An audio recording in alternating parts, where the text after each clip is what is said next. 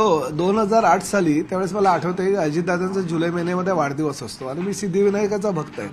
दादरला राहत असताना मी सुद्धा पायी सिद्धिविनायकाला जायचो कबूतरखान्याजवळनं आणि नंतर मग व्यवसायामध्ये जेव्हा चांगलं नाव झालं, एक रिअल इस्टेट किंवा हॉटेल इंडस्ट्रीमध्ये नाव आमच्या कंपनीचं झालं आणि त्यानंतर पैसे हातामध्ये आले.